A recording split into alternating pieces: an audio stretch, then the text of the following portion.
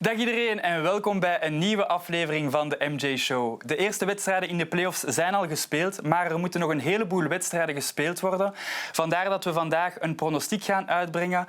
En we gaan dit met behulp doen van Duke Chomba, NBA-commentator en expert bij Eleven Sports, en Emma Meeseman, de crème de la crème in het vrouwenbasketbal. Max, ik zou zeggen, laten we meteen starten, want we moeten veel bespreken. Yes. Ik ben show. Let's go. That go.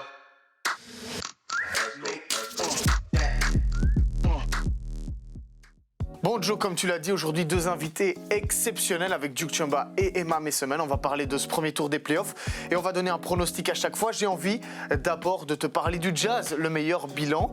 Et bon, Donovan Mitchell n'était pas là dans le premier match, donc j'ai quand même l'impression qu'on peut partir sur un 4-1, un 4-2 quand il sera revenu, même si Memphis a réussi à avoir ce premier match. Ja, ik heb een beetje twijfels. Maar inderdaad, de Jazz op papier is een veel betere ploeg. Memphis mist wat ervaring, dus ik ga ook voor een... in 6 wedstrijden gaat de Jazz. Match? Ja, in 6 wedstrijden. We hebben ook natuurlijk de Lakers tegen de Suns, of beter gezegd de Suns tegen de Lakers. Suns au deuxième, hè? Ja, inderdaad. Ik vind het opnieuw een hele moeilijke om een pronostiek uit te geven, aangezien dat twee teams zijn die echt aan elkaar gewaagd zijn. De 2 All-Stars bij de Lakers hebben mij eigenlijk niet overtuigd. Ze komen net uit blessure, maar ze hebben mij in de eerste wedstrijd alleszins niet overtuigd. En ik denk dat ik eigenlijk voor de Suns ga kiezen in 7 wedstrijden. Oh. Ook al weet ik in het verleden, ik heb vaak tegen LeBron gegokt en verloren. En dat is geen goede... Ja, het is moeilijk. Ouais, c'est dangereux de parier contre LeBron et justement, moi, je vais pas le faire pour le premier tour parce que ce serait un peu dommage de pas voir les Lakers un peu plus loin. On en attend plus. On sait qu'ils peuvent trouver une alchimie. Moi, je pense que ça peut aller loin. Pourquoi pas un Game 7? Mais bon, allez, je pars quand même sur les Lakers gagnants et du coup un petit 4-3. Ensuite, on descend encore un petit peu et là, on a les Nuggets. On a les Nuggets contre Portland. Pour moi, franchement, c'est la série la plus compliquée à pronostiquer. Et donc, j'ai envie de sortir mon petit joker de ma poche. On a droit à un petit joker. Mais ouais, c'est trop compliqué pour moi. Je sais absolument pas dire qui va gagner cette série. Goh, ik vind het ook een hele moeilijke. Moest Murray niet geblesseerd zijn uitgevallen, had ik sowieso voor de Denver Nuggets gekozen. En nu denk ik eigenlijk dat ik voor Portland ga kiezen. Ja. Okay. Ja, ik denk dat ze ook in 7 wedstrijden gaan winnen. En 7 matchs, on sait que les Nuggets aiment les matchs 7. Et par contre, il y a un Nikola Jokic dans cette team, dans cette équipe.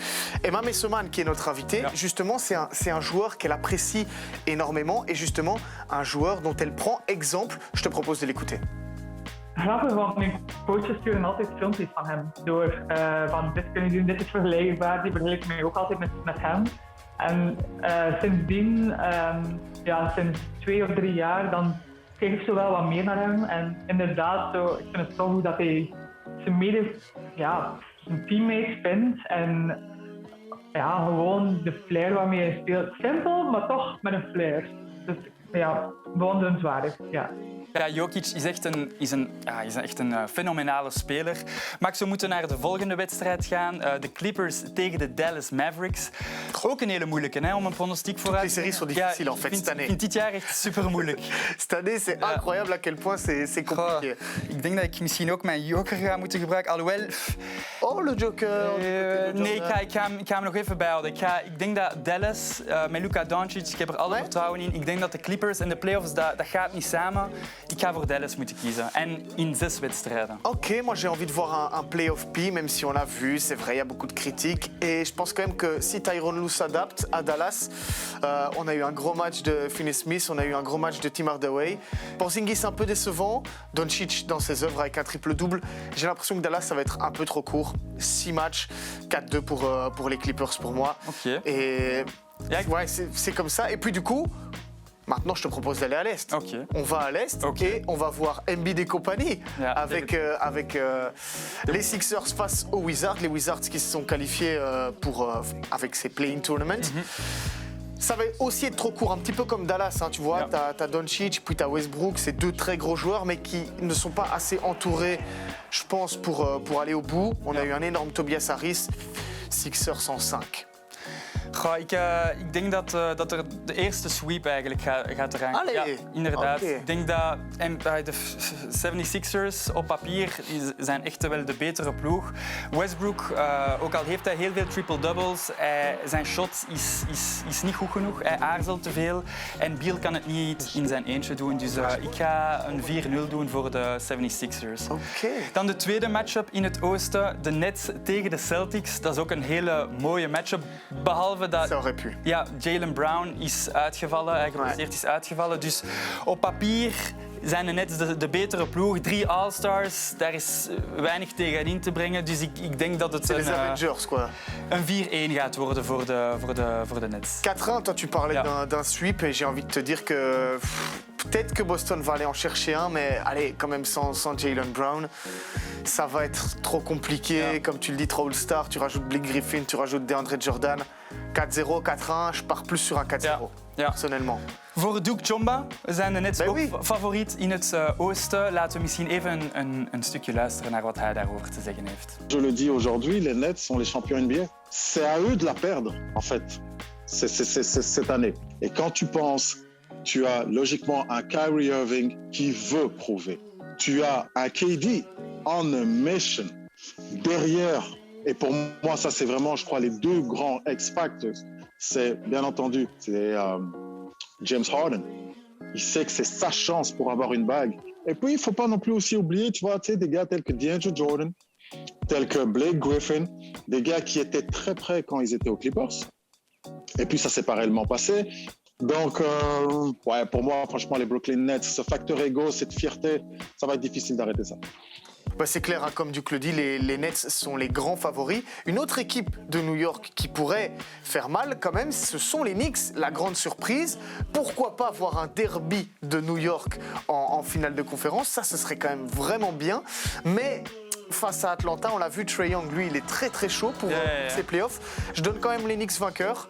4-2, 4-3, je pars sur un 4-3 parce que j'ai envie de voir un Game 7 au Madison Square Een hele Garden. Game 7. Ce serait complètement fou. C'est vrai qu'on est plutôt partisans des Game 7, on imagine que vous aussi. Mais voilà, je pars sur les Knicks. C'est peut-être un petit peu la hype médiatique qui me fait parler. Mais ce sont les Knicks pour moi. Ja, ik ga eigenlijk voor Atlanta kiezen. Waarom? Oké. De ex-coach van de Pacers, Nate McMillan, het is echt offense daar waar ze echt aan werken. Terwijl bij Tom Thibodeau, de Knicks, dat is echt een defensieve ploeg. Heel leuk om naar te kijken. Normaal is het altijd defense dat wint. Maar ja, ik heb de indruk dat Trae Young nog veel gaat tonen. Dus, en zeker met Nate McMillan als coach. Dus ja, ik ga voor ook een 4-3 en Game 7. Ah là, ça va être une belle série. Puis il nous reste la dernière. Ja, de Bucks tegen de Heat. Dat is een... ik hoop voor Giannis, ik hoop echt voor Giannis dat hij deze series wint. Want anders is het echt wel een teleurstelling gewoon. Maar de Heat in de playoffs, dat is niet dezelfde ploeg als de Heat in het reguliere seizoen. En de Bucks in het reguliere seizoen, dat is niet dezelfde ploeg als de Bucks in de playoffs. Dus ik ga 4-2 zeggen voor de Milwaukee Bucks. Nee, voor de Heat, excuseer. Ah, voor pour le Heat. Ah, ja, Justement, moi je dis le contraire parce que c'est pas Giannis qui va gagner cette série, c'est Giannis, Chris Middleton et Jrue Holiday. C'est là une vraie équipe des Bucks. On a vu un Chris Middleton qui prenait les choses en main. Et ça fait du bien parce qu'on parle de Giannis tout le temps. On ne met pas assez en avant Jrue Holiday et Chris Middleton qui pourtant ont fait un match de fou. Ça va être une série complètement dingue. On l'a vu lors du premier match. Je dis 4-2 pour les Bucks. De vraag is gewoon of ze dat gaan kunnen volhouden. Hè? Chris Middleton, Giannis, dat is altijd 2 goede wedstrijden. Ouais, il va falloir tenir le coup et surtout avec Mike Budenholzer parce que lui il est sur un siège éjectable. Bon ben voilà, vous pouvez voir un petit peu tous nos pronostics pour ces séries. On a sûrement tout faux. Ja, waarschijnlijk. C'est clair. Mais n'hésitez 7 pas. Game 7's, maar... On est partisans que des Game 7. Bon, il y a 2 sweeps chacun et des jokers. N'hésitez pas à nous dire dans les commentaires ce que vous pensez sur cette série. Continuez à nous suivre évidemment sur YouTube, sur le groupe Eleven Sport NBA. Vous êtes de plus en plus. Il y aura des cadeaux qui vont arriver. Heel veel cadeaus. Mais Dus, ouais, pendant ces playoffs, ça va être tout bien. On a hâte déjà d'être aux finals pour voir qui va soulever ce trophée. Et on se dit justement à très très bientôt. Ciao, ciao. Bye bye. Make that go. Make